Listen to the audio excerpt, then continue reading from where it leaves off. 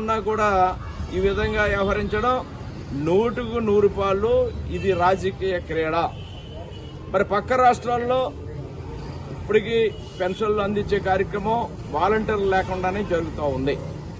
కేవలం ఒక 2 నెలల పాటు మీరు పెన్షనర్స్కి ఎన్నికలు ముగిసే వరకు కూడా వాలంటీర్లు లేకుండా పెన్షన్లు ఇవ్వలేకుండా ఉన్నారంటే ఇది మీ ప్రభుత్వ చేతకానితనానికి నిదర్శనం.